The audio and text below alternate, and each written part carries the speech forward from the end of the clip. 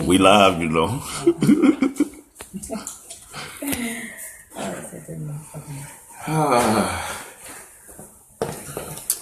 Yes, we are back. We are back. I know we got a couple of faithful people out there that's still bearing with us right now. I believe we done tried this long, but I know next time this won't be an issue. So like I was saying, the devil loves to attack relationships, so whether it be business, whether it be definitely your relationship with it, then you would realize, or you might come to the understanding that, hey, you know what? There's really no such thing as a bad relationship unless I allow myself to be in a relationship after it has ran its course. And I think that's the problem. If you look into, like, for example,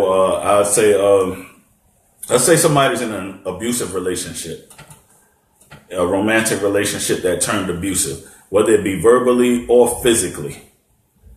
Like, you don't need nobody to jump out the sky to tell you that that relationship has ran its course, unless you came into that relationship expecting to get beat up because that's what you wanted out of the relationship, or you came in that relationship willing to sacrifice your eyes, getting black eyes and busted lips, something that's built when two people come together and say, you know what, I'm willing to give my all and I'm willing to sacrifice my all. This is why God, he compares his relationship with us to marriage, because God simply is saying, as long as you accept me to be in your life forever, there's nothing you can do that'll make me leave you. There's nothing you can do that'll make me angry. There's nothing you can do that'll make me walk away from you. There's nothing you can do that'll make me have to be willing to forgive. You have to be willing to love. You have to make sure that these fruits of the Spirit is very evident, because if not, it won't work. Anything you want to ask that? No, I agree. I'm 100%. They have to be evident. And so you can't just speak, and talk. You have to actually show the person how much you're willing to sacrifice or compromise so that y'all can have a compatible relationship, because relationships, call for hard work. You can't expect to get something that you don't put anything into. There's a saying that say you reap what you sow, and that's with relationships too. If I put in good energy, I'm going to get out of it good energy. And so that takes hard work, because you have to be conscious about the fruits of the Spirit that you're using in that relationship so that you can reap those, that hard. Before she even did it, leaving was not an option. So this is how God looks at us. Even before you knew who he was already preparing the way for you to stay in connection and in relationship with him. He was already preparing the way to make sure that relationship lasted, and to make sure that relationship fit, and to make sure that relationship stuck. So even when you wasn't even thinking about, stop putting demands on relationships that ain't even that type of relationship. You got to stop trying to ask of relationships that ain't even that type of relationship. You know what I mean? Like, it's just ridiculous. I just want to say, in the workplace, it is our job, or I believe that we should be that beacon of light, wherever we go. So we must display the fruits of the Spirit so that we can develop healthy relationships in the workplace, because most of us spend more time at work than we do at home. And so since that's the case, we need to make sure we create an atmosphere that is conducive to us, so that we're able to have positive energy in the workplace and then carry that on when we get home. So I think being able to shed that light and to be able to carry out the fruits of the Spirit in the workplace. So if it is corrupt, or if it is toxic, you have toxic leadership at your workplace, you can be that one that changes the atmosphere. And what they say, you can be the thermostat or the thermometer. Yeah. The thermostat, not the thermometer. When you can change the temperature versus knowing what the temperature is in the room.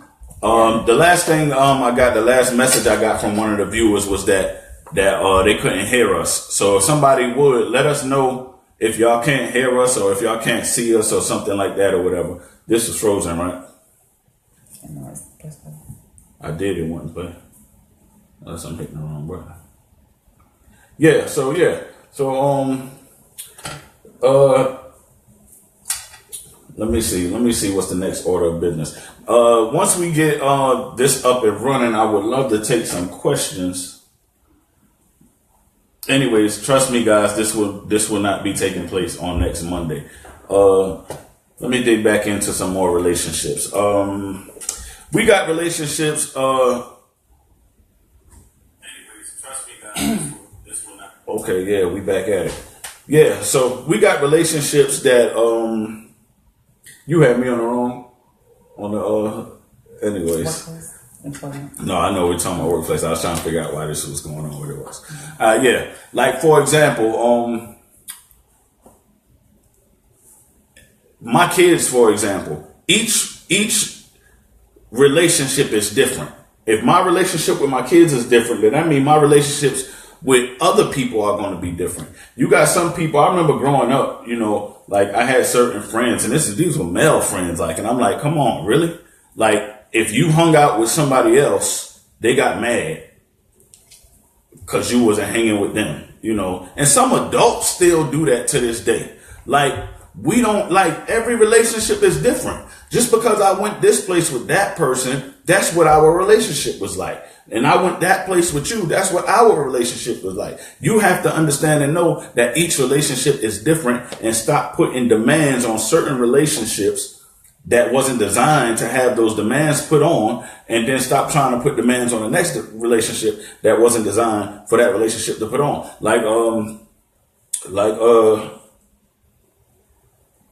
Yeah, for an example about, you know, having relationships that weren't designed to play certain roles, you know, because you can try to force a relationship that shouldn't be, or force someone to be or play a role that they have no business playing. For instance, like, let's just say, for example, a child growing up without a father, you know, in her life. She grows up and then now she expects a father out of her husband, you know, and so her husband is not supposed to play the role of her father, but because of the abandonment of having a father in her life, she now looks for that in her husband. And so that's when you're saying, you know, expecting certain positions from people, you know, that doesn't apply to them. You can call me daddy if you want to, though. Anyways, somebody out there right now, let's pause for the call. Somebody out there right now trying to get out. Let me help you get out. Now falling to the floor. Now, anyways, at this time, if anybody watching got any questions, you know, we can see them now. If y'all can hear us. Shatika, you still watching? Can you hear us? I got 3 viewers. Somebody say something. And share this. Invite somebody to watch. Can y'all hear us? Okay, I guess. Maybe it's just moving slow on here. But anyways, yeah, since we took up most of the time trying to get this thing to act right, any questions you got? Anything you want to say to the people? I thank you for filling in. Appreciate it. Thank you for having me. Oh, okay. That's so nice. Mine. That's so sweet. All mine. That's so sweet. Relationships are designed to provide, and relationships are also designed to exercise. What I mean by that is when you come into a relationship, you're looking for that relationship to provide you with something. And that's all relationships, y'all. I don't want y'all to think we getting stuck on marriage and all of that. No, I ain't trying to be nobody marriage counselor. What I'm trying to tell you is this. Hold on, let me read. We got some. Throughout me talking to people, I realized that we give temporary people. Oh, you better say that, Shatika. Yeah, man. She said that throughout me talking to people, I've realized that we give temporary people permanent positions. That's right. Let me tell you this. One of the biggest mistakes that I have found myself making when I was younger was allowing people to stay in my life longer than God intended for them to.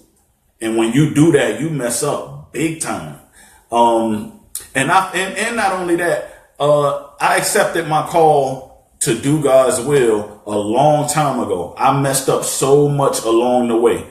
But when I was messing up and when I thought I was doing his will, like I had so many friends When I really got down to doing his will by any means necessary, I lost so many friends. So many friends. And then God gave me the revelation and said, you didn't lose them. They lost you.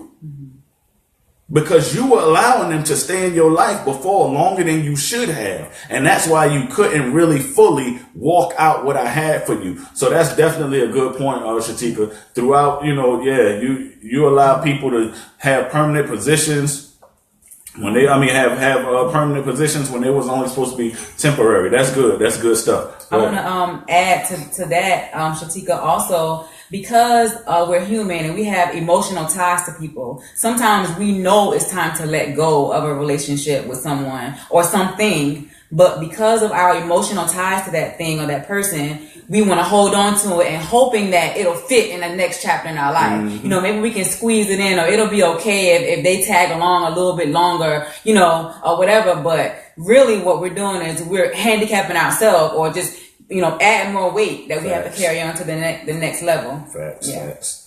Like, listen, I love using myself for example, because in my relationship with my wife, because the Bible says that we are to love our wives as ourselves, love our wives as God loved us, which means regardless of what they don't do that if they mess up along the way, or they do some things that you felt was unnecessary and this, that, and the third, you still have to be that covering. You got to be that nurturing spirit. You the man, you got to lead. So if you want your wife to know how she should love you, you have to show her by loving her. Love her into loving you. Not say, oh, well, if she ain't going to do that, I ain't going to do this. Then who are you? What if God was to say that? Let me read some more of this.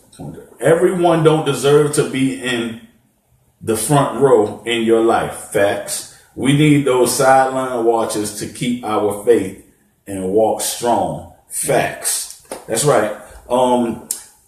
Not to get all biblical on y'all or whatever, but there's a scripture that says that God will make a table for you in the presence of your enemies.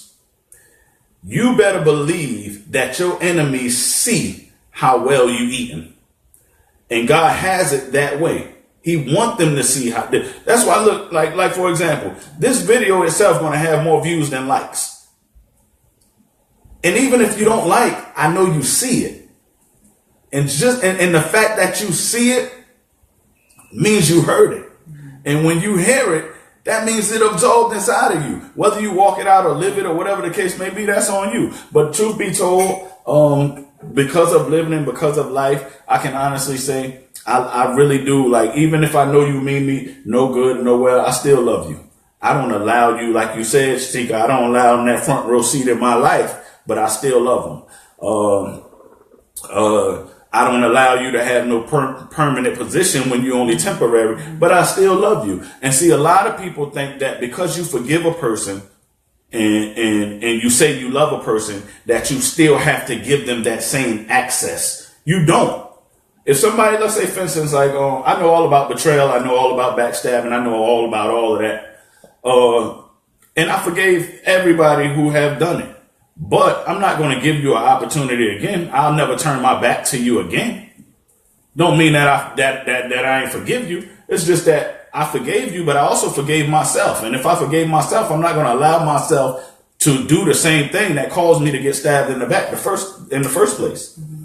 Also, to the flip side of what you said about, God preparing a table, in the midst of our enemies and stuff like that. Also, we have to learn that relationships have specific positions. And like Shatika said, everyone doesn't have to be on the front row, but those people on the side help us, in our faith and our strength and our walk. That's right. And so just because you're not the forefront or forerunner with me doesn't mean that you're not as important to me. It's just that I need you in this particular area because maybe that's where your strength is, and maybe that's where I am weak. So I need you to play that role while I have the person up front with me, doing this particular mission or this position. And that just goes with, in the military, you have certain positions. When we go to battle, I need you back here. I need you up here because maybe you good at, sniper, you shoot the weapon better on this side, or even, in the football games or basketball, I need my strongest people in their right right positions That's right. so that we can all go to battle together, because, you know, that helps form a healthy relationship. Everybody can't be the leader. Yeah. You know? So, like, you know, somebody has to follow. Somebody got to be the wingman. Somebody got to pull up the rear. You know what I mean? We all can't play the same role. That's another thing that's key in healthy relationships. Knowing that it's okay not to be the star all the time. Yeah. Yeah. It's okay. It's okay. Like, for example, I started to say, you know what, we're gonna postpone this show because my co-host wasn't able to make it. But when I spoke to him on the phone, he said no. He said, you go ahead and do it. He was like, you know, you and your wife go ahead and go up there and blah blah blah blah blah. Now I could have did it by myself, but I don't got to be the star all the time. Let my baby shine. No, yeah. She want to shine. Daniel, we the star anyway. We the neck anyway. They just the head, right? I don't know why Daniel ain't popping that yet. Daniel, she want to shine. No, but in all seriousness, you know, the communication factor in relationships is key. Number one key. You have to communicate, and also don't assume something, you know, that you think someone else may be thinking or saying, because that can damage what could be a healthy relationship. You know, let that person communicate with you and express to you exactly what they're feeling, what they're thinking, and their view on certain things, because a lot of times we can hide behind social media, text messages, emails, and all that stuff, and they have a whole big, you know, misconception about a person or a view. That's right. And be totally wrong. That's right. That's right. You know what's crazy is that even with social media, people think that because you friends on Facebook, that means that you're supposed to have some type of other access or relationship with me, because you'll be surprised the people that get mad because you don't like a post that they put up. Mm-hmm. And you ain't even trying to be in that type of relationship with them where, if you don't like my this, you don't like my that, then, that means I ain't going to talk to you when I see you in real life. And to be honest, it's sad because now relationships are even starting to turn digital. Yeah. Relationships are starting to turn digital. You got what that show come on, Catfish, where people be all in love for somebody they just talk to on the computer. Relationships becoming digital. You know, so you know, you gotta along with like what you were saying, you gotta know your role in relationships. Stick to your role. A healthy relationship is when, or if you're a healthy party in the relationship, because sometimes one party in a relationship might be healthy and the other party may not. You know what I mean? Yeah. And that's when you know from your end the relationship has ran its course, right? Yeah. Tanya said that's crazy. Yeah. What's crazy, Tanya? Let's be specific. I want to talk. I need something to talk about. Y'all gotta tell me some stuff. Hey, Tanya Rock. Me and Tanya go way back, like 4 flats on Cadillac. I just want to say what you were saying about, you know, a person can be healthy in a relationship and the other one cannot. Yeah, cannot. You have to be responsible of your own self. Like, we have to guard our heart, right? And so we have to protect ourselves from those toxic things that could be cancerous or eating away at us, because we're giving something and we're not getting anything, you know, return or being replenished back into us, you know. So we have to make sure we. I'll tell you like this, like I said on Friday, it's something me and my brother Marvin always say. This is the fruits of the spirit, right? So I just want to use this analogy. If you take joy, peace, long suffering, forgiveness, temperance, which is self-control, if you take those and add them in any relationship, whether it be romantic, whether it be parental relationship, whether it be a relationship with your siblings, if you take those and add it, I guarantee you would keep toxic stuff from out of your spirit and out of your mind and out of your heart. The analogy I want to use is it's the fruits of the spirit. Joy is a fruit. Love is a fruit. Peace is a fruit. Temperance or self-control is a fruit. All these are fruits. Fruits are designed. Every fruit has a vitamin inside of it that is designed to fight off toxins that's in the body. So this is why God referred to these things as the fruit, or why the Bible does, Paul referred to these things as fruits, because these things will keep your relationship from becoming toxic to you. Because like I said, everybody in the relationship may not be healthy. Like I remember, not to put your business out there, but my wife, if she had $1 for every time she said she was going to leave me, we'd probably be living in a mansion right now. But you know, that's because there were some toxic things inside of the relationship, which and because neither one of us was operating in the fruits, we was allowing those toxic things to hit us. But once we start operating in those fruits, those toxic things was gone. Yeah. Let me, you want me to address that? Oh no, I was going to say, you can address them in a second. I was going to say, and that comes, you have to stop and realize exactly what you're fighting against.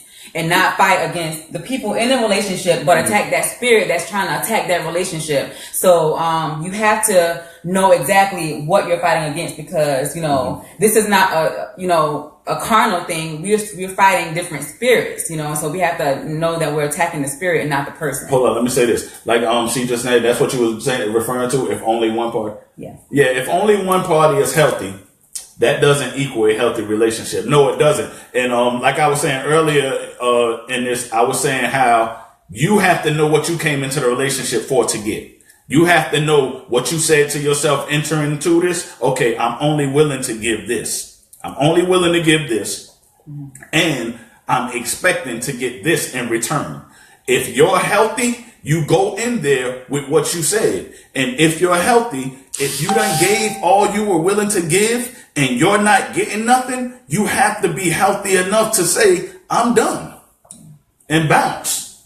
You know what I mean? Like, I was my last, no matter of fact, when I was working in Baltimore public school, working in Baltimore City public school, I was there, and I was promised that after a certain amount of time, I would have got a certain promotion. So I went in expecting that.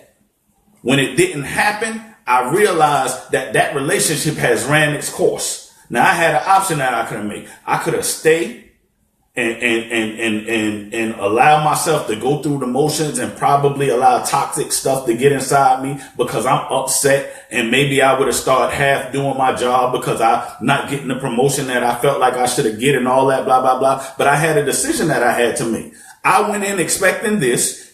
I said I was willing to give this. I gave what I said, but I didn't get what I was expecting. Now it's time for me to up and leave. You know what I mean? And that's exactly what I had to do. And I was so glad that I did that. I have a question that maybe someone may be thinking I want to ask. How do you know when it's time to say I'm done? That I have given everything that I'm able to give? How do you know when the time is right? Because what if the transition is right around the corner? So how do you determine when the time is right? Okay, there's no such thing as the right time. There's only what you want to do. That's why I say, if you're healthy, you'll know what you want to do, when you want to do it, and how you want to do it. If a person really wants to leave and they really know that it's done, it's nothing nobody can do to make them stay. Yeah, you know what I mean? It's nothing at all nobody can do to make them stay. When they done, they really done. You know what I mean? So I said all that to say this. Like, for example, the last time when you was done, you really was done. The last time. Yeah, I heard that right. The last time. You really was done. Like, I know you was done. I know you was done. You know what I mean? Mm-hmm. And I know it was nothing that I could say to make you not be done. You know what I mean? But glory be to God that he operated those fruits inside her, and we got our act together. And it has been a wonderful 10 years. We've been married for longer than 10 years, but 10 of them was wonderful. But we've been married for longer than that. But the first 3, about the first 5, Lord have mercy. And that just goes back to, knowing how to use the fruits of the spirit. Because when you first get in a relationship with anything or anybody, you have to learn how to cultivate it and how to, put the right soil and the right amount of sunshine, things like that. The ingredients to be able to make it flourish into what you want it to be. Yes, you know, yes, yes. and people evolve, people change. So how David was, 10 years ago, he's not that David anymore, and so as we evolve together, we learn from each other and we grow together, as in with any relationship. That's right. Whether it be work, children, siblings, your relationship with God, it changes, it evolves, it grows to different levels, as you get stronger in Him. And not only that, like in the beginning of our relationship, it like I had my limits on what I was willing to give, and I'm sure I don't even think at that time I knew what your limits was or whatever, but I do know that as we changed, what I was expecting of the Bianca, you crazy. What I was expecting from the relationship started changing, because one time all I expected, like, people really think we decide, like, we wanted to be, like, we was like, oh, guess what? We gonna make plans. We getting married. Like, it literally just happened. One time, only thing I ever wanted from her was a Blizzard from Dairy Queen. That's it. That's all I wanted. Now, I don't know what she wanted, but that's all I wanted was a Blizzard from Dairy Queen. You know what I mean? And then those Blizzards from Dairy Queen turned into, all I wanted is for her to give me a ride to the mall. And then those blizzards, then the ride to the mall, then all I wanted was for her to go with me to the park. Go walk with me to talk, go walk in and talk our park with me, or go walk. All I wanted for, and then the relationship evolved and changed. And as we grew and as she grew and as I grew, because of our relationship, I started being willing to give more. I started being willing to sacrifice more, but also I started expecting more. You know what I mean? So that's how relationships last. Like I said earlier, it's just like on a job. You walk into a job and say, you know what? I'm going to give you 40 hours a week because I'm expecting you to pay me my 40 hours a week. You know what I mean? But I'm hoping that after I done work 40 hours a week and show you I'm a good person, that you will give me a raise or that you will give me a higher position. And when you give me that higher position, now I would be willing to sacrifice more of my time because you gave me a higher position. And then if you give me another position higher than that one, now I'm willing to sacrifice more. You give me another position higher than that, now I'm willing to sacrifice more. So that's how relationships grow and evolve. But yeah, and so what you said about expecting certain things from relationships, to me, those are the same thing as standards. I have a specific set of standards that I'm not going to accept anything less than, because of who I am, and where I want to be in life. And so if you can't meet those standards, then me and you have nothing to deal with. If I'm going left, you're going right, then we have no reason, being together in any relationship. Like he said earlier, if I'm at a job and I'm not getting what I want, and what I want is my standard and you're not meeting that, then we have nothing else to talk about. Mm-hmm. Man, you have to be steadfast on what you want to accept. Yep. Hey, Tanya. So Tanya, she the only one you see, huh, Tanya? That is so wrong. That's a shame. Me and your mama was cutting up the other day too. Hey, Shauna Love, we love you. You see Shauna? Hey, Shauna. Oh, hey, Kashana. You see Tanya right here? Oh, hey, Tanya. Long time no see. Yeah. Hey, Corner. Yeah. What I wanted to say something. Oh, Bianca talking about that's too much want. Hey, listen, another thing, and this was my line, like, all the time. It is 7 billion people in this world. So whatever you don't want to do, there is somebody else that will. Trust me. It is 7 billion people in this world. So with that being said, it is a beautiful thing to know that out of 7 billion, she's willing to give me what I want. Out of 7 billion, she chose me to be the one that she spent the rest of her life with. Out of 7 billion people now, that's a beautiful thing. That is a beautiful thing. You know what, Tanya? For single people, I would say and I think this might be our next topic. I just want to scratch the surface of this. People always tell you to follow your heart, right? That's the biggest lie that have ever been told to mankind. You are never supposed to make a decision based on your heart. because all your heart was designed to do is pump blood throughout your body, and your heart is connected to your feelings, and your feelings change all the time. I could be happy right now, walk upstairs in my room and get angry. Feelings change all the time. So for me to make a decision based on my heart, I would end up in a place because of how I felt at that particular time when I made the decision, and then get to that place and my feelings change. And I'm like, wow, what in the world did I do? I done got myself in a mess, and now my feelings change. So when you're making a decision, especially choosing to be with somebody or date somebody, always make that decision from your mind. Because if your mind is strong and your mind is stronger than your heart, what you want to do is, like, if my, like this happened on the way coming home yesterday, my wife did something that initially made me angry. But because I have a strong mind and I have a renewed mind, I changed it just like that. My heart said angry. My mind said, you know better than that. Stop being petty. And I got a lot of pettiness in me too. I got a lot of pettiness in me. But like I said, it said, stop being petty. And I stopped being petty. Yeah. It's just as simple as, and I had to learn this, especially, being married and to a alpha male, someone who is strongly opinionated. I had to learn that it's just as quick as you can get upset, you can just as quickly turn it off. And it's just a matter of changing your mind and the way you think about a certain situation, the way you see the certain situation, the way you perceive it. Am I going to allow this situation to control me? Because essentially that's what it's doing. When you give somebody else the authority to make you feel a certain way, then that person or that thing has control over you. And me, I don't like to not have control. So I had to quickly learn how to adjust my mind, to make sure that I am in control about the way that I feel. And the way that I do that is to just remind myself that, hey, this is not going to take over me. I'm going to take control of it. Yeah. And let me tell you something. I spent most of my life trying to convince her she wasn't going to control me. Now she got me wrapped around her thing. Ain't nothing I can do. But no, I'm joking. But yeah,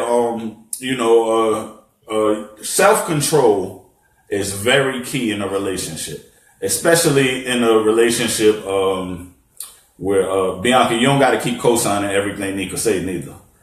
I'm gonna knock you out. The truth shall make you free, Bianca. Self-control is very key in a relationship, because if you really love somebody, you ought to be willing to give, of yourself to until they come around. You know what I mean? Like, I remember one time when she was like, she gone, and sometimes I used to be like, bye. And then there was times where she'd be like, I'm gone, and I'd be like, no, don't leave, don't leave, don't leave, don't leave. You know what I mean? Because I was healthy. You know what I mean? And just because I got healthy and she wasn't, like, I still had to love her enough to say, you know what? I'm going to stick beside her the way she did when I wasn't healthy. And she was. You know what I mean? And that still goes with the fruits of the spirit. Forgiveness, patience, and whatnot. I want to address, Bianca, you said that that men think that they are in control, but actually, we control their mind, whether they know it or not. Now, I know that. Yeah. So I want to say, like, for women out there, like, we know that whatever we want to get a man to do for us, we can get it done. Let me not to cut you off. First of all, I want to make a statement and add on to what she said, that a woman, a real woman who carries herself like a lady, whether she knows it or not, she does control her man's mind. Why? Because she is part of him. She came from him. But here's the thing, men, and I know y'all gonna laugh, but if I got some men out here that's watching, I know they're gonna agree. Men, what is our mind on most of the time other than money? Let's be real about it. Okay, I'm gonna let that sink because I'm not gonna answer it, right? Women, what do y'all have that our mind is on most of the time other than money? A woman can get a man to do anything she want him to do if she do it right. Yeah. So I hope y'all caught that. All right. So go ahead. And it's about the approach. And so what I had to learn throughout, my marriage as well is you cannot, and they used to always tell me this, you cannot tame a lion, by whipping him, or chastising them. You have to go with meekness to be able to win them over. And so if there's something that he doesn't agree with me on, and I want him to change his mind about something, I can't go to him accusing him and saying, oh, well, why don't you just do it my way? My way is better than your way. I can use reverse psychology on him and say, yeah, your way is, good, but what do you think about this way? If we look at it like this and just make it seem like it's his idea and stroke his ego a little bit, and at the same token, we're doing the way that I said to do it, but just make him feel like, he is that alpha. Ooh, she sounds just like my sister. I ain't gonna even say which one. Shout out to my mentor. Anyways, yeah, man. So thank you, Tiny. Tiny said black love. Yes, black love and power. Yes. Man, like some people not fortunate, some people get into a relationship, romantic relationship, and then they fall in love and they become best friends. I can honestly say that she and I was best friends, before we actually fell in love. So like I loved her like a sister before I loved her like, a girlfriend or a wife. You know what I mean? Like I remember phone calls, she crying, telling me about her boyfriend and broke her heart and I hung with her boyfriend but couldn't tell her I knew about the stuff that was going on because of God code. I remember, walking her to her car after her cheerleading games and stuff like that or whatever, and her boyfriend looking at me mad like he wanted to do something to me. You know what I mean? And we was literally just friends. Next topic. Moving right along. We are literally just friends. You know what I mean? Yeah. So then, and then to see where we are now, and I'm like, dang, like that's crazy. You know what I mean? So I have to remind myself that at the end of the day, that's your best friend, even when you don't feel. Even when the romance go sometimes, because it will, forever is a long time. It will. You got to keep it fun. You got to keep it excited. Spontaneous. When you got to keep it spontaneous. That's why people be like, y'all always going somewhere. Y'all always going to, because you got to. You have to. You know what I mean? Let me see. How do you guys keep your relationship going while being in the military? That's my hardest thing. It's hard to settle down when I move around so much. I would say this, for us, I had to sacrifice a lot because of her choice to go in the military. Like she went in the military years after we got married. So I had to sacrifice a lot. And one of those things was I had to sacrifice being the leader as far as where we go and where we move to and things like that or whatever. And I really had to follow her. You know what I mean? Now, and it took a lot of swallowing my pride. I always had to be the one to have to uproot from my career and find a new job when she stuck to her one job. You know what I mean? I went, months at a time without ever having a job because we was moving so much, and then you know what that does to a real man when he ain't bringing in no bread. You know what I mean? So, but I sacrificed all of that because, like I said, I was willing to give that because I was getting what I wanted. You know what I mean? And not only that, we became one. So even if I wasn't getting what I wanted, she was getting what she wanted. And that was good enough for me. Mm-hmm. I just want to say that for me, I had to actually really learn that it was me and him against the world, period. And that it was me and him in this thing. And so if we're going to make it, we're going to make it together, because traveling from state to state over the East Coast, West Coast, worldwide or whatever, we had to be tight, and just having that communication and support for one another, we were able to travel this road, I would say with ease, but it wasn't with ease. And another thing, Tanya, God, those fruits of the spirit that we was telling you about, that was evident with our relationship with God. You know what I mean? And I can honestly say that God has made it so, to where, things just fell in place. Like the only time that I didn't have to follow her to like a duty station, ironically, was when we moved back to South Carolina. I moved here, months or a year before you came? Months before August. She came here. I moved here, July, August.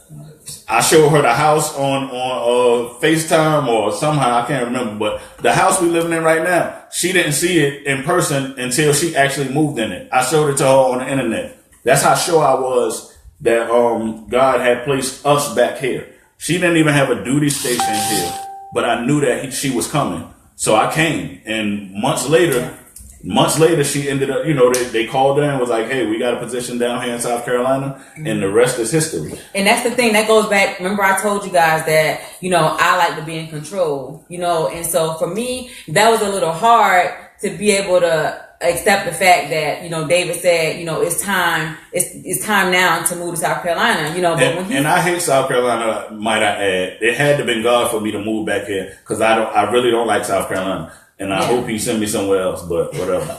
But for him, when he said that God said, it still was hard for me because my flesh wanted to say no, the people are saying that there's no position in South Carolina for me, but then my husband said, God said, so I had to make a choice, and so when I accepted the fact that whose report will you believe? Yeah, when I accepted that fact, that's when God really started moving, and we were able to come back to South Carolina, and everything else was just, smooth sailing, and it was already set. Everything was set up, in the right manner for us. So, just going back to healthy relationships and knowing who you have in your corner and knowing that that person has your best interest at heart. Because there's no need to be in a relationship with somebody and they don't care 2 cents about, how successful you are, or they're not pushing you to be successful. Because a lot of times we can be in relationships and they only want you to go as far as they are, and so if the signs, when you start showing that you're going to potentially pass them, then they want to, shy away and stop encouraging you and patting you on the back, so be very mindful about who you have in your corner. Be very mindful about what they're saying, if they're encouraging you, if they're praying for you, and things like that. And also be in relationship with people who are higher than you, or with, I want to go where you are. Try not to circle yourself around people that are, I won't say as less than you, or have not been where you've been. I'll put it like this. Make sure that you surround yourself with people that have upward bound thinking. Yeah. You know what I mean? People that's thinking up. Not people like, what make me sick to my stomach? When I see grandmothers still bragging about who got the latest pair of Jordans and, just come on. Y'all see it all the time. You know what I mean? Like going to clubs, that like just stuff you was doing when you were 16, you 46, whatever, you still doing it. Like that bothers me. And that's what I mean by refusing to let go of a relationship that's ran its course. Hey, Fat Belly, I wish, I want to come back out, man. I love Maryland. Hey, Miranda, man. miss you guys. Tell Monica hello, Fred. Yeah, I really wish I could come back to Maryland, man. And I'm praying, I'm asking God, Lord, if it's in your will, let me come back eventually, one day, someday. And I hope y'all have my house sitting I still want to be right next door to y'all too. But going back to, toxic relationships and having people in your life that are upward bound, Because like I was saying, like when something has ran its course, like for example, if I'm 18, I'm hanging out, I really don't have no real bills or nothing like that or whatever, so it's okay for the height of my life to be how fresh I'm gonna be when I walk in this club. It's okay for that to be my thing at 18. Not saying it should be that, but it's okay. But when you 35 and that's still your thing, you have stayed in a relationship with your childhood far too long and it's toxic to you. And I have lost so many friends, dead and people that I refuse to hang with anymore because they still doing the same thing that I was doing when I was 16. Now I could still hang around them, but guess what? I'll end up being toxic and end up being where they are. And I can't do it. You know what I mean? Not saying that I'm better than them, but I've outgrown that area in my life. I just can't do it no more. Yeah. And that goes back to, changing the way that you think and the way that you see yourself. And that takes strength. It takes strength to come up from among the people that you are familiar with, because we have this in common, and I believe I've outgrown you. It takes strength and courage to do that and to be different, to be peculiar and go against the odds. You know what I mean? Because that's a scary place to be. When you're at the top, you feel lonely. I don't have as much amens in my corner and stuff like that. But you got to believe without a shadow of a doubt that I know where I'm going and I have this vision for myself and for my life. And then when I get to that level, there's going to be a whole nother slew of people that's going to be supporting me. Yep, And so you can't just have tunnel vision and just see yourself where you are and then allow your circumstances and surroundings to make you stay there. Yeah. Let me look. I like what Edward said. My brother just now said, surround yourself with people who looks more like you and less like your past. Now, I like that. But I just want to put one tweak on it. Surround yourself with people who are more like your future and less like your past. Yeah. Because some people look like they got it going on. Some people look like they balling. Some people look like they got a plan. Some people look like they want to help you. Some people look like they're in your corner. But the reality of it is they just look like it. And they look like they're happy. That's important. Yeah, and that too. So what you want to do is you want to make sure that they are, but that's definitely a good point. And I know you meant are. You choose looks. Yeah. So, but I just want to specify that. What Sammy talking about? I still like to get fresh, but I don't party anymore. But yeah, Sammy. Yeah, and hey, I like to get fresh now. Hold up, let me show you these. I know this ain't got nothing to do with nothing. Hold up, where the camera at? We don't know. You know what I mean? And just to walk around my house, man. Just to walk around my house. I like to get fresh, but that ain't the height of my life. That ain't what I work for. You know what I mean? You got some people that got real live bills, but they taking their bill money to go get fresh for the club. And that's just to pacify maybe a hurt or a loss or something inside of them that they're trying to fill a void, an emptiness or something like that. Because you have to put on this facade to make sure that I'm accepted by the world or by whoever you come in contact with, And so whenever your focus is not on satisfying or gratifying other people, then you can start living a quality of life that you was purposed to live. That's right. God bless y'all. God bless you, TY, man. TY has been such a blessing to me and my wife corporation. Like, he never say no. He definitely family, definitely big brother. He has always been like a big brother to me. From little child, his mom's practically helped raise me. Good guy in the community, man. Shout out to TY. Yeah. I'm gonna do a segment. Hold up, we got somebody else. Thanks, man. I will. All right. When you use your God's eye, you see what it is. That's so true, Elwood, James E. When you use God's eye, you see what it is and not what they want you to see. Because when we see through God's eye, we actually see the truth. And we don't see what we want to believe or what it looks like on the exterior. That's very key. I think that's very, very important. That we see the real thing. And also we can, with God's eye, we can see where we are, or where we're supposed to be or where we're going, and not for what we see that's in front of us, because we can be blinded by what's in front of us and we think that where we're supposed to go is too far-fetched, and so we'll stay in our place because we think that we can't accomplish those things. Hey, that joke, I didn't want to say nothing when we first went live. Now I can't get her to be quiet. Go ahead. This is the Tanika show. Y'all ask me whatever y'all want to ask me. Oh, man. All right. We're going to have to get her. We're going to have to go and get Shanique from around the corner and let you and Shanique do your own show. But anyways, so I know we've probably been over there for more than an hour. We've been having technical difficulties, but we're going to run it right on into maybe, 9 o'clock? If y'all want to stay and watch that long till 9, ask us some more questions. Very inspirational and powerful. What's up, Tim? Hey, Timothy. Let me see what's happening. I'm coming to church with you when I come down. I'm going to hold you to that, Sammy. Sammy, I got 2 things I'm holding you to. When I come up there, everything on you. And when you come down here, you got to go with me to church. That's it. That's a done deal.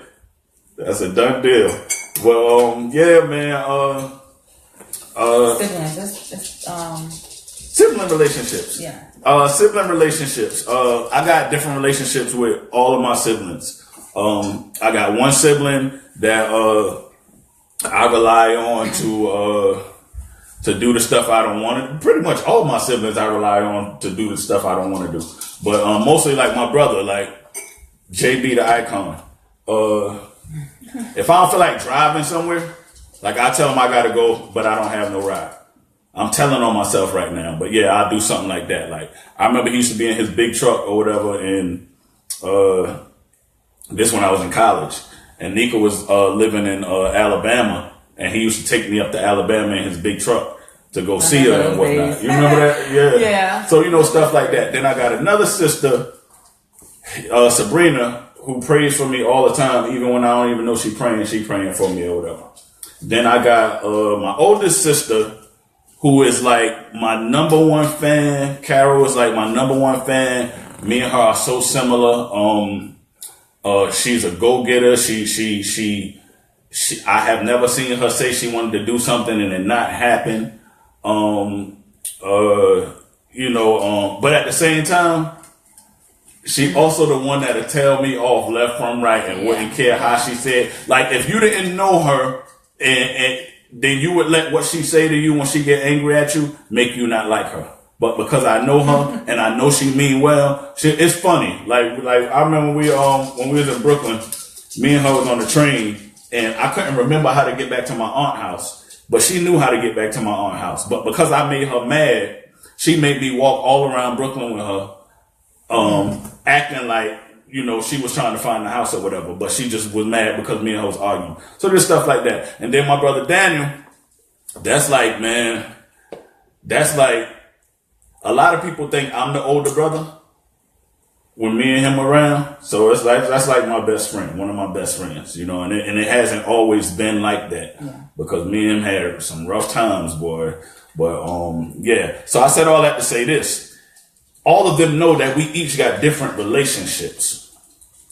So to make it healthy and to keep it good and to keep it healthy is that we got to continue to understand. We got to continue to understand that every relationship is different. It don't mean that every relationship is better. It's just that every relationship is different. Like I tell you, I break it down like this. Like you might hear me say, okay, Daniel is like my best friend or whatever the case may be. However, I could probably count on my hand the times that me and Daniel really hugged each other. But we like my best friend. Now, my oldest brother, on the other hand, there are times, I don't know why, but even to this day as a grown man, when I say bye to him, even though he lived like 10 miles from me, when I say bye to him, I still feel like I want to cry. We hug each other every time we see each other. When we first see each other, we hug each other. When we leave him, we hug each other. Every now and then, he might give me a kiss on the forehead or the cheek. Pause. But, I mean, because it's just different relationships. You know what I mean? My sister Carol Yvette, she kiss up on me all the time. Hug and kiss up on me like I'm a little baby or whatever. I gotta pull away and fight away. While on the other hand, my sister Sabrina, she hardly ever kissed me. So, it's just different relationships. And don't mean that one is better than the next. It's just different. You know what I mean? So, when you approach every relationship like that with that understanding, once again, I lean back to the fruits of the spirit, love, joy, meekness, temperance, self-control, blah, blah, blah. Then you realize you don't allow toxic stuff to come into that relationship like jealousy, envy, hatred even, you know what I mean? Because, nowadays it's a blessing to like your siblings because there's so many brothers and sisters that don't even talk to each other. You know what I mean? It's a blessing. So you can't take that for granted when you have siblings that you literally can call and be like, hey, yo, what you doing? Let's go hang out. You know what I mean? Because I know some siblings that don't. Me and Jimmy like that. I know, man, Sammy, that's a beautiful thing, man. You know what I mean? When you and your brothers got that love like that. You know what I mean? That's the same thing like with me and my brother, me and my sister, we talk all the time. Laugh, joke, cut up, say I love you, all that stuff. But me and my brother, on the other hand, he is like a loner, and so he likes to be by himself. He doesn't have much words, but I know, every time we see each other, all we do is laugh, and it's as if I spoke to him yesterday, and so I know how to deal with both of them based on the personalities that they have and the different Yeah. characteristics that they have. You know, the relationships are just different. Right. And what's crazy is like you said, your brother, who was definitely like my brother, blood couldn't make us, any more closer. Like me and him talk more than he and her talk. Yeah. Or we talk about more things than he probably would talk to her about. I'll tell you something funny. Like one time I got locked up, right? And Nika had my phone. And I had to get him to go get my phone from Nika because I needed something out of my phone, but I didn't want her to go in my phone. But me and his relationship is so much like that until he would go on my phone. Come on, Bianca. He would go on my phone and get whatever it is. And, and keep it real like that. You know what I mean? And like I said, man, that kind of stuff is priceless. That kind of stuff is priceless. Doesn't mean he loved me more than he loved her or whatever. It's just their relationship is different. That's all. What things you want to cut up? And also, Dan, I already know you're gonna blow my phone up later. The relationship, like I think Davey always say that blood doesn't necessarily have to make us family. You know what I mean? Like we don't have to be blood brothers and sisters for us to be brothers and sisters. Check this saying that I always say. I always say, blood make us related. Yeah. And this is for a viewer out there. I feel this in my loins. Blood make us related. Loyalty makes us family. Okay? Blood makes us related. Loyalty makes us family. I got some blood that don't really behave like family. And I got some friends that's more family than blood.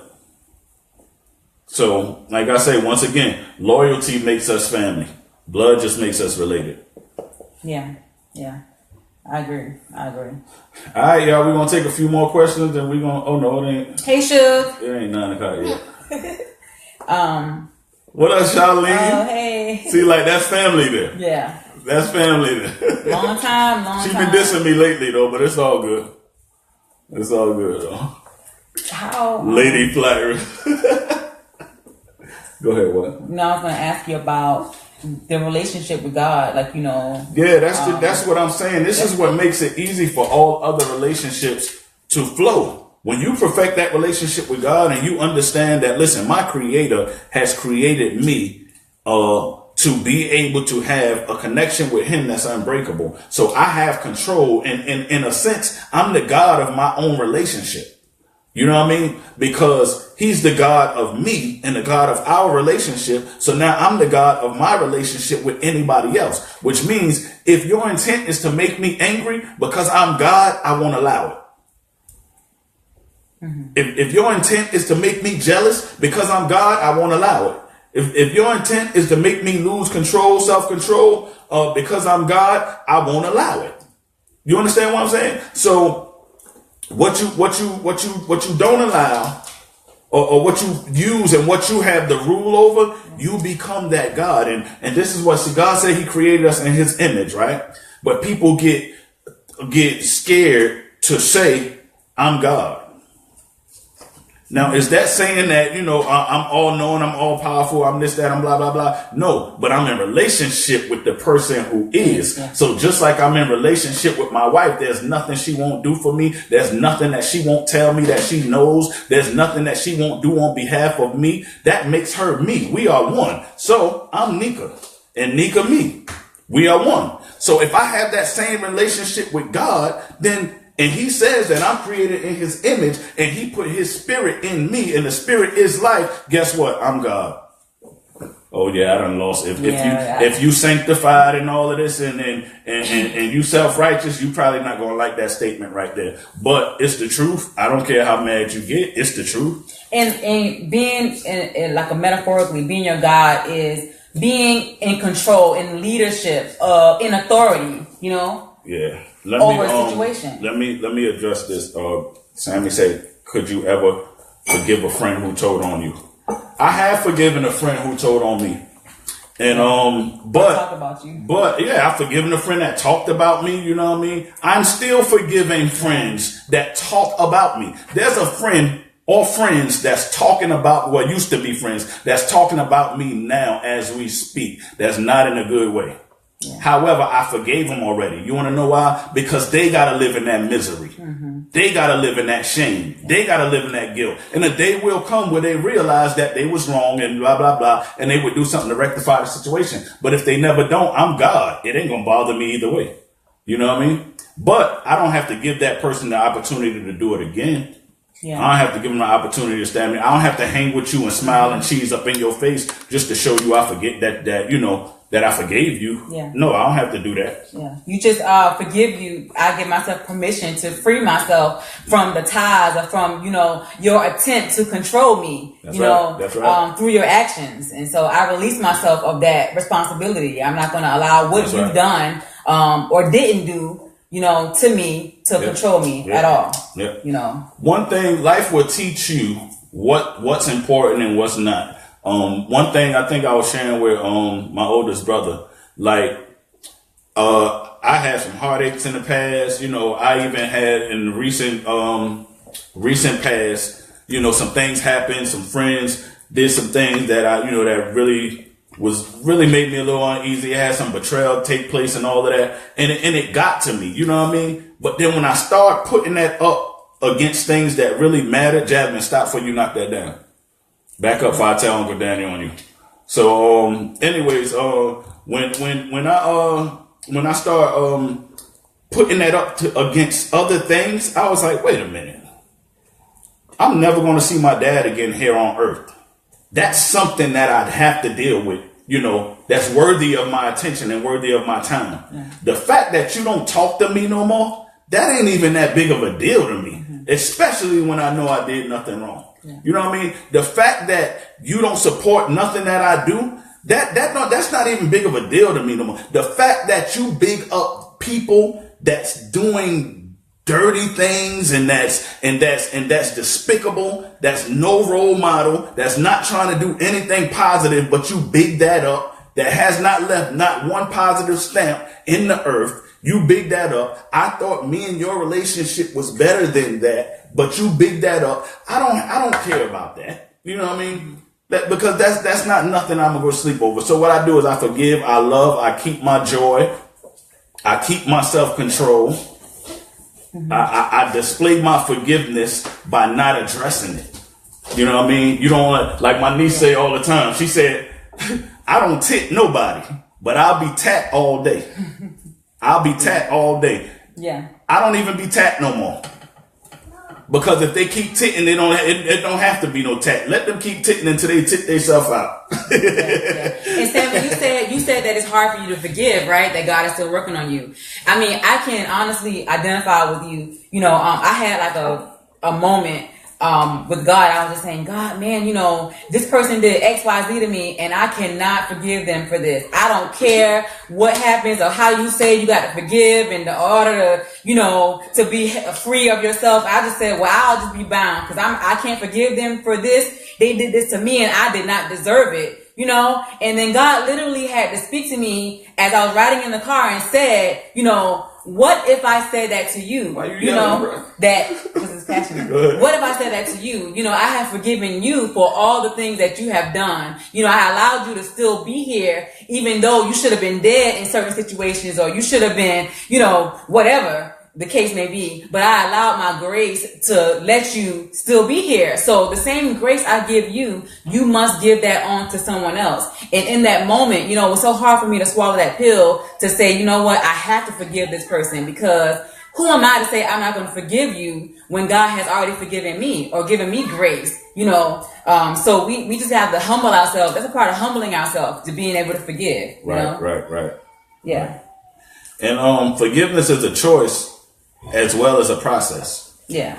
So, you know, you can choose to say, you know what, I forgive. Now that process begins when you have to be encountered, when you encounter the one in whom you had to forgive. Yeah. You know what I mean? You know, I made a decision to forgive people or whatever for things that they did. But like I said, it's a process. Mm-hmm. If I come face to face with somebody who I said I forgave, depending on what they do, I might spaz out and realize, hey, you ain't forgive them at all. Mm-hmm. You know what I mean? So, but the truth of the matter is, it is my will and my choice, and I've decided to forgive, and that's the step. That's the first step. when you decide that, you know what, I choose to forgive Yeah. and try to walk that path. Yeah, and then you have to practice it. You have to practice because you may not always get it the first time around. You know, when I thought I forgave that person, but when I saw them again, it brought back everything that they did to me. You know, you have to practice this thing. You have to continually do it, you know, over and over again until it becomes a part of you. You know, That's right. That's right. sometimes we can trick ourselves into thinking that we forgave somebody and we're still carrying that baggage. You know, still carrying that load. Because if I had $1 for every time I heard, yeah, I forgave you, but I ain't gonna forget. Never forget that. Yeah. But yeah, when you forgive, it becomes evident. You know, it becomes evident. You know, with how you respond, not only to the person you had to forgive, but just how you respond to life in general. You know what I mean? You show me a person that has multiple things that they haven't forgiven for, and I show you somebody that's really depressed and sad. They walking around with something. Meanwhile, the person who they ain't forgive could care less about them. You know what I mean? Yeah. Person who ain't forgive could care. It's crazy because sometimes people only want to act like they want to be forgiven when they get exposed for what they needed to be forgiven for anyway. You know what I mean? Like, don't call me after you got caught doing your dirt. Or after your dirt done been exposed. Now you want to call me and be like, you sorry. You not sorry because of what you did. You sorry because you got exposed. Yeah. You know, so. Yeah. And then so it's like, you know, but then at the same time, you know, don't allow that to keep you from doing your part in forgiving that person. You still forgive. Yeah. You still forgive. Yeah. Forgiveness ain't for them. That's what I'm saying. Yeah. For you to walk around not forgiving, like, that's senseless because, like I said, that person don't care whether you forgive them or not. They going on with their life, chilling. Yeah. You know what I mean? Because to be honest, if a person really wants your forgiveness, then they would seek you for it. They would seek you for it. You know? But like I said, forgiving, and I know y'all heard this before, it's so cliche. Forgiving is not, you know, for you. Yeah. I mean, it's not for the other person, it's for you. And that's the truth. That's the God honest truth. And like you said, you don't have to, you know, be best friends with the person after you forgive them. You know, it's just, it's to clear yourself and to make sure you have room for other things in your life, you know, because unforgiveness takes up space. You know, it takes up space in your head and in your spirit. And you don't have room to grow when you have unforgiveness in your heart. Yeah. You know. So we got 3 more minutes that we gonna stay on here. I said we was gonna go on to 9. We got 3 more minutes. If y'all want, instead of inboxing right now within them 3 minutes, we gonna open up this segment. Even though he's not here, we gonna open up the segment, one of the segments that we have called Ask Tweety. And what that simply means is if there's a question that y'all have about a specific topic, and being that he wasn't here today, if y'all want to ask him about any topics on relationships or whatever, inbox it or just put it on here. Comments, yeah. My brother said, never trust again. Let me tell you something, what I found out. Trust is an illusion that tricks us into believing that we have control. Say that again. Trust is an illusion that tricks us into believing that we have control. Let me bless you real quick.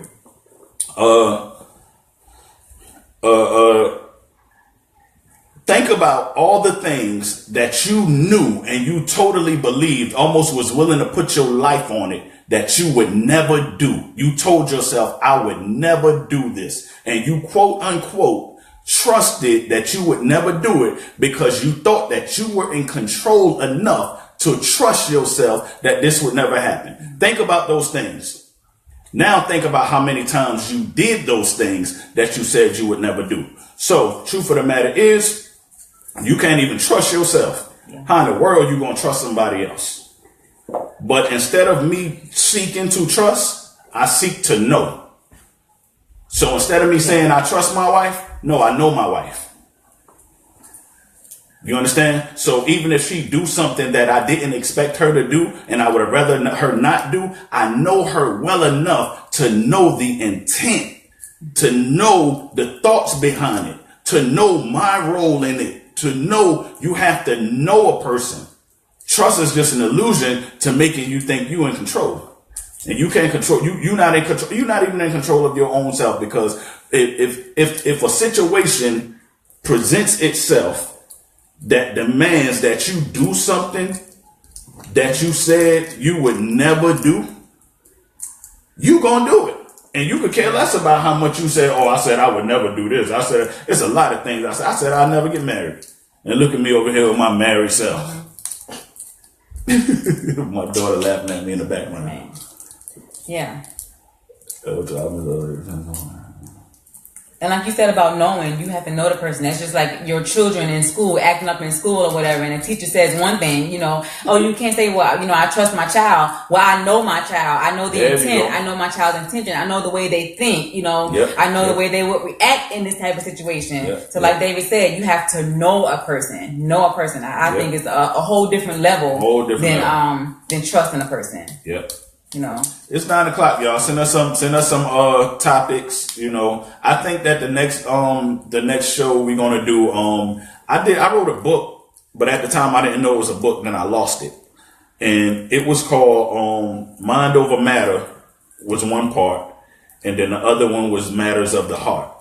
And what that was dealing with is breaking down the different functions of the mind, and how the mind is connected to the spirit, and how the heart is connected to the flesh, and how when you have this war going on between your mind and your heart, because your heart want to do this, but your mind telling you to do that's what you call a battle for the soul. Yeah. Because heart and mind is soul. Spirit and flesh is soul.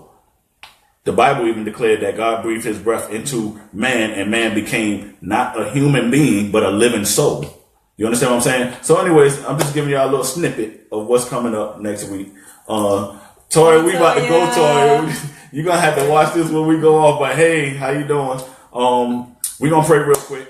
God, we thank that we thank you for allowing the broadcast to finally come through. God, we thank you for allowing the people to view. We ask that something was said here on today that would help somebody. And God, as we actually grow and become more and more of who you want us to be, we ask that those who are out there grow with us. Yeah. We don't claim to know it all. We trying to learn too. Let them know that their comments and their questions and their stuff gives us things to pray about and look for and to dig in. And we learn even as they comment.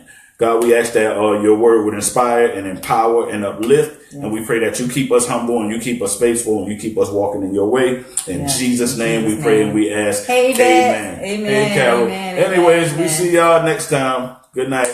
Love you guys.